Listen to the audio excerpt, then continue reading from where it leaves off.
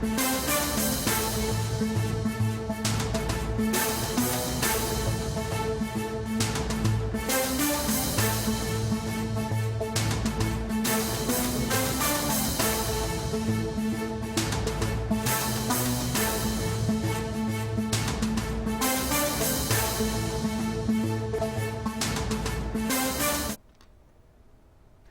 SLBC టన్నెల్లో కార్మికుల కోసం సహాయక చర్యలు ఇంకా కొనసాగుతున్నాయి. 11 కిలోమీటర్ల తర్వాత 3 అడుగుల మేర బాగా బురద నీరు మట్టి కూరుకుపోయింది. దీంతో బురదలో కూడా వ్యక్తులను గుర్తించే పరికరాలతో టన్నెల్లో గాలింపు చర్యలు చేస్తున్నారు. ఇప్పటికే టన్నెల్లో 50 గంటలకు పైగా సహాయక చర్యలు కొనసాగుతున్నాయి. టన్నెల్ బోరింగ్ మిషన్ వద్దకు చేరుకున్న సహాయక బృందం బురదలో మరో 40 మీటర్లు ముందుకు వెళ్లేందుకు తీవ్ర ప్రయత్నాలు చేస్తుంది. గల్లంతైన వారి కోసం బురదలోనూ గాలిస్తున్నారు. బురదలో కూడా వ్యక్తులను గుర్తించే పరికరాలతో గాలింపు చర్యలు చేపడుతున్నారు. అయితే టన్నెల్ బోర్డింగ్ మిషన్ లో సేఫ్ కంటైనర్ ఉంటుందని, కార్మికులు సేఫ్ కంటైనర్కి వెళ్తే మాత్రం ప్రాణాలతో ఉండే అవకాశం ఉందని సిబ్బంది చెబుతున్నారు.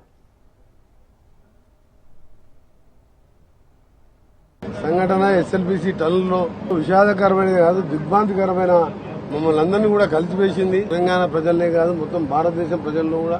ఎందుకంటే ఇలాంటి టన్నులు ప్రపంచంలో ఎక్కడా లేదు. 43 కిలోమీటర్లు ఎక్కడ ఓపెనింగ్ లేకుండా 3 లక్షల ఎకరాలకు గ్రావిటీ ద్వారా నీళ్లు ఇచ్చుకుంటూ ఫుల్ లెవెల్ కెపాసిటీ అయితే 6000 క్యూసెక్స్, ఫుల్ కెపాసిటీ అయితే 4 లక్షల ఎకరాలు ఇచ్చుకుంటూ దేవరకొండ, పెద్ద ఊరుతో పాటు నల్గొండ నీళ్లు సాగునీరుతో పాటు ఫ్లోరైడ్ మొత్తం మాయం చేస్తూ ఎప్పుడు గ్రావిటీతో నడిచే ప్రాజెక్టు, మా కలల ప్రాజెక్టులో ఈ ఇన్సిడెంట్ ఇప్పటి వరకు దాదాపు 9.5 కిలోమీటర్లు మాత్రమే మిగిలింది.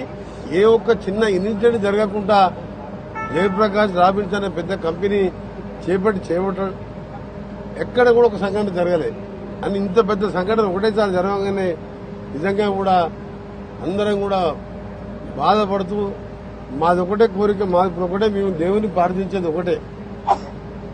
ఫస్ట్ మా కోసం మా ప్రాజెక్టుని కష్టపడటానికి 1000 కిలోమీటర్ల కుటుంబాలను వదిలిపెట్టి అస్సాం, జార్ఖండ్, మధ్యప్రదేశ్, ఉత్తరప్రదేశ్కి వెళ్ళి వచ్చి చిక్కిపోయిన 8 మంది వాళ్ళని ఏ విధంగా ప్రాణాలతో బయటికి తీసుకురావాలనే ఈరోజు మా గౌరవ ముఖ్యమంత్రి రేవంత్ రెడ్డి గారు కానివ్వండి, ఇరిగేషన్ మినిస్టర్ ఉత్తమ్ కుమార్ రెడ్డి గారు, జూపల్లి కృష్ణారావు గారు, అలాగే పెద్దలు జానారెడ్డి గారు కూడా రోజు పర్యవేక్షిస్తూ ఈరోజు స్వయంగా ఇక్కడ తెలుసుకొని కొన్ని సలహాలు ఇవ్వడానికి వారు రావడం.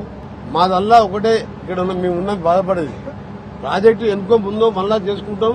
ప్రపంచంలో ఉన్న టనల్ కట్టిన నిపుణులను పిలిపించుకొని చేసుకుంటాం.